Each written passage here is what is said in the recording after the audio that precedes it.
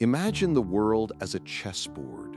Kings, queens, pawns, each making desperate moves in a game where the stakes are nothing less than the fate of empires.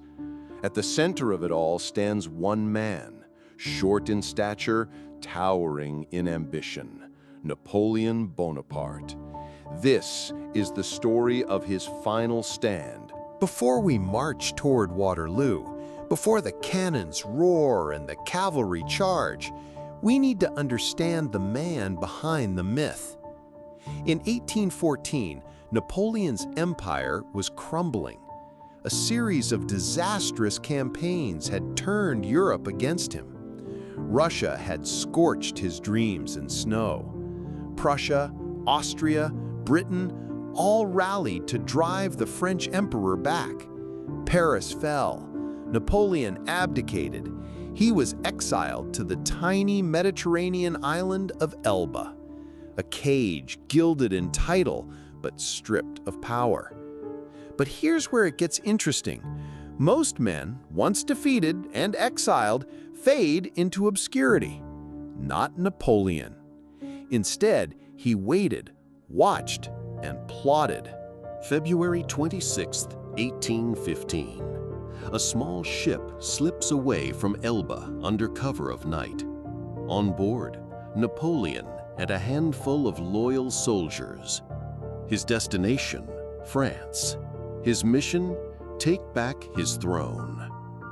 It sounds insane, right? Like something out of a movie.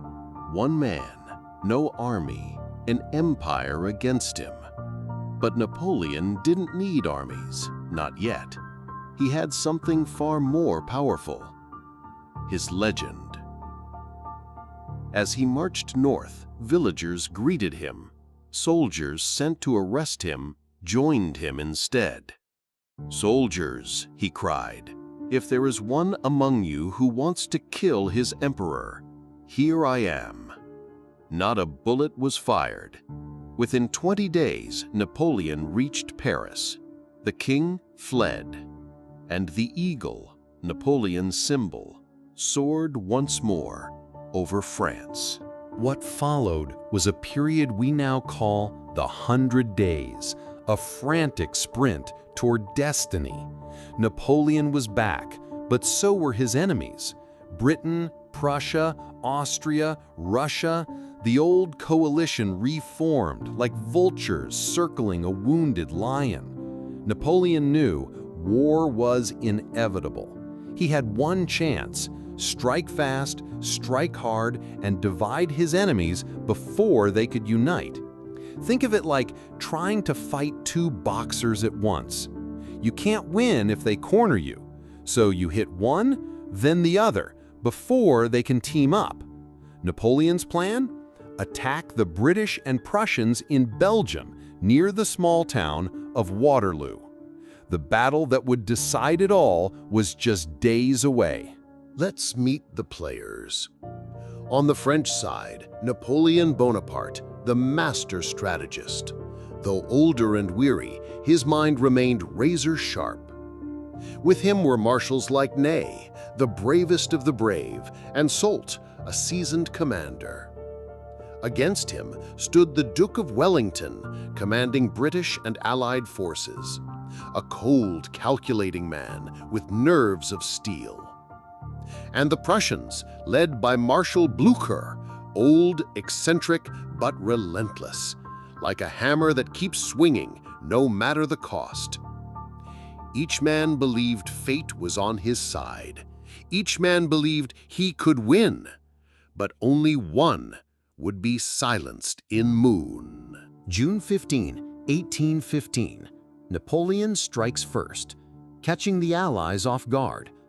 His army surges into Belgium, clashing with the Prussians at Ligny and pushing them back. It's a hard-fought victory, Napoleon's last. Meanwhile, Marshal Ney engages the British at Quatre Bras. The fighting is brutal, confused. Ney fails to stop Wellington from retreating to a stronger position. Napoleon now has a choice: pursue Wellington or finish off the Prussians. He gambles on Wellington. It's a crucial mistake. Because Blücher is bloodied, but not beaten, and he's not done yet.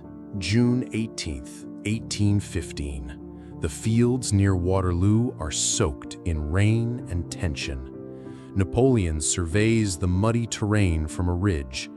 Across the valley, Wellington's army waits, dug in behind hedgerows and farmhouses.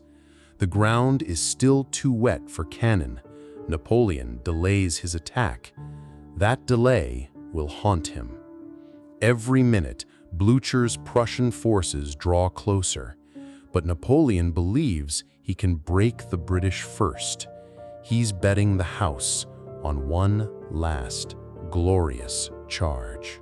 Late morning, the battle begins. French cannon thunder, infantry advances in dense columns. The British hold, barely. Fighting rages at Hougoumont, a fortified farmhouse. The French throw wave after wave against it, but it holds. It becomes a black hole, sucking in troops and time. Then comes d'Erlon's massive infantry assault, 18,000 strong. It crashes against Wellington's center. But out of nowhere, British cavalry charges, sabers flashing, tearing into French ranks. The field becomes a butcher's yard. Still, Napoleon believes. He sends more troops, more cannon. The day isn't lost, not yet. Afternoon, Ney sees the British lines waver. He orders a massive cavalry charge without infantry or artillery support. Hundreds of horsemen charge into disaster. They're mowed down by British muskets and cannon, trapped in a deadly loop. Napoleon is furious. He sends reinforcements. The French are bleeding, but still in the fight. Then, the worst news imaginable. Blücher has arrived. Prussian troops begin appearing on Napoleon's right flank. The vice is closing. Still, the Emperor makes one final move. He calls on the Imperial Guard, his elite, undefeated soldiers. As the sun dips low, the French Imperial Guard marches forward. These are the best of the best, veterans who had never broken in battle. Napoleon watches, silent. This is it, his final throw of the dice. They advance up the ridge toward Wellington's center, and then the British rise. Volley after volley of musket fire crashes into the Guard. They falter, then break. The impossible has happened. Napoleon's Guard retreats. A cry spreads, "La Garde recule!" The Guard is retreating. Panic turns to rout. The French army collapses. Napoleon flees the field, defeated, hunted, broken. He returns to Paris, but the dream is over. He abdicates once more, this time for good. Captured by the British, he is sent to the remote island of St. Helena in the South Atlantic, as far from power as possible. There he lives out his final years, surrounded by memories, regrets, and the echo of drums. But the legacy, that never died. Napoleon's final stand at Waterloo reshaped Europe. It ended an era, but cemented a legend. So who was Napoleon? A tyrant? A genius? A dreamer? He was all of those, and more. He rose from nothing, bent history to his will, and refused, again and again, to be forgotten. Waterloo was not just a battle. It was the climax of a story that began in Corsica, burned through Europe, and still flickers in our imaginations. Because, in the end, Napoleon's final stand wasn't just about a battlefield. It was about how far one man will go to chase glory. Thank you for watching. If you enjoyed this dramatic journey through history, be sure to like, share, and subscribe for more epic stories from the past. Until next time, remember, history is never dead. It just waits to be rediscovered.